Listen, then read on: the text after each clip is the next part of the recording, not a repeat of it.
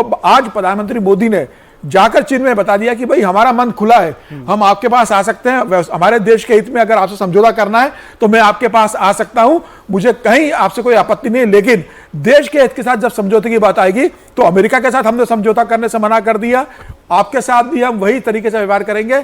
140 करोड़ लोगों का हित जिसमें होगा, प्रधानमंत्री मोदी अमेरिका के साथ भी वही निर्णय लेंगे और चीन के साथ भी वही निर्णय लेंगे। मुझे लगा जब प्रधानमंत्री लौटकर आएंगे तो भारत के साथ बहुत अच्छी खबर लेकर भी आएंगे। अब वो तीसरा पॉइंट आ जाता है ना जिसका जिक्र प्रधानमंत्री ने किया था। अरुण सर, जिस तरह से प्रधानमंत्री ने कहा कि संवेदनशील होने की जरूरत है, अब संवेदनशील होने की जरूरत क्या है? संवेदनशील होने के लिए आपको भारत के जो क्या मुद्दे हैं, चाहे वो आतंकवाद का हो, आप जिसको लेकर लगातार वो पाकिस्तान का सपोर्ट करता है, आप जाइए देखिए यूनाइटेड नेशन सिक्योरिटी काउंसिल में जब भी कोई लेकर हम आते हैं, कोई मुद्दा लेकर आते हैं, किसी के ऊपर हम लगाना चाहते हैं बैन, उसको वो वीटो कर देता है चीन पाकिस्तान के साथ मिलकर। इसी तरह से सीमा विवाद भी है जिसका वो सम्मान करना चाहिए। तो कुल मिलाकर देखा जाए तो संवेदनशील होने की जरूरत है कि भारत किसको देखता है। भारत के लिए आतंकवाद एक बहुत बड़ा मुद्दा है, भारत की जो जनता है त्रस्त है, भारत के बेगुनाह लोग मारे जाते हैं, जिसका सबसे ताजा उदाहरण पहलगाम था। क्या चीन इस पर भारत के साथ कहीं पर एक पेज पर आता हुआ आपको नजर आ रहा है? क्योंकि वो कहता तो है कि ड्रैगन और हाथी डांस करेंगे। अरे कैसे डांस करेंगे, कैसे कमरे में रहेंगे अगर आप संवेदनशील ही नहीं रहेंगे हमारे मुद्दों को लेकर? देखिए, मुझे लगता है अमित कि अभी हम बहुत जल्दबाजी ना करें इस रिश्ते को और बहुत आगे भी ना जाएं।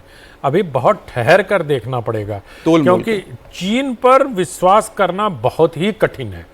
और विश्वास करके नेहरू जी ने देख लिया क्या, मतलब नेहरू जी के निधन के अनेक कारणों में से एक कारण चीन का विश्वासघात भी माना जाता है कि उनको बहुत ज्यादा सदमा लगा था 62 के युद्ध में पराजय के बाद। चीनी भाई भाई, तो हिंदी चीनी भाई भाई से ज्यादा अभी यहाँ पर जो नरेंद्र मोदी गए हैं, तो मुझे लगता है कि ये एक बहुत स्ट्रेटेजिक रिलेशनशिप डेवलप करने का प्रयास किया जा रहा है। ये ऐसा नहीं है कि दोनों के दिल मिल गए, हाथ मिलने से दिल नहीं मिलते हैं।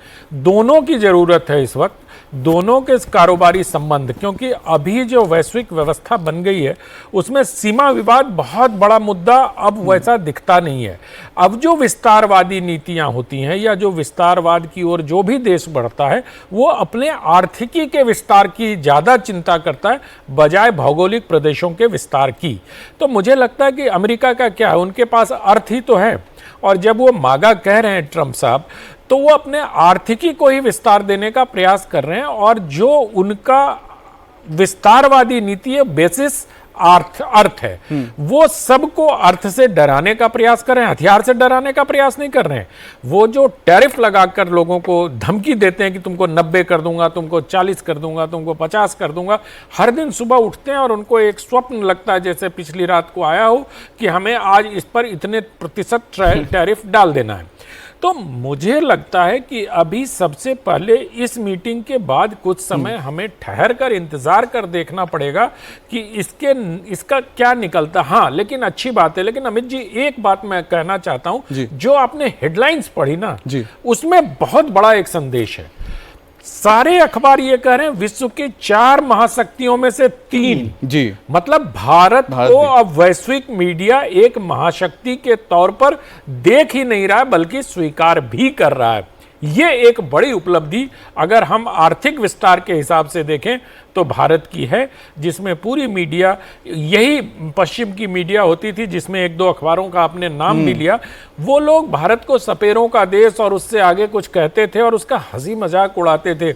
हिंदू रेट ऑफ ग्रोथ जैसे शब्दावली का उपयोग भी उन लोगों ने किया, बाद में भारत के लोगों ने भी किया। लेकिन आज जब हमारी अर्थव्यवस्था 7% से ज्यादा, जो अभी आंकड़े आए हैं उसके हिसाब से बढ़ रही है, तो उस ऐसे में उन लोगों को अगर ये लगने लगा है कि भारत एक वैश्विक महाशक्ति बन गया है, तो अब जिस प्रकार के संवेदनशीलता की अपेक्षा भारत चीन से कर रहा है, मुझे लगता है कि उसमें जो उसके जो निहितार्थ हैं या उसके जो अर्थ हैं या परिप्रेक्ष्य में जिस प्रकार से प्रधानमंत्री नरेंद्र मोदी ने कहा है कि सम्मान और संवेदनशीलता के साथ ही ये रिश्ता बढ़ेगा, बिल्कुल, तो ऐसा लगता है कि जो अभी फॉरेन पॉलिसी चीन के साथ है, सचमुच अभी शायद विजय जी ने कहा कि बाय डिफॉल्ट हम उनके पास गए। अगर ट्रंप अगर हमारे साथ होता या अमेरिका हमारे साथ होता तो अभी शायद प्रधानमंत्री का ये दौरा नहीं होता चीन का, क्योंकि पिछले 7 साल से ये दौरा नहीं हो रहा था। तो अगर इन सारी स्थितियों में हम देखें तो कोई भी रिलेशनशिप बाय डिफॉल्ट अगर डेवलप करता है तो उसमें कुछ ना कुछ डिफॉल्ट कहीं ना कहीं रहता है।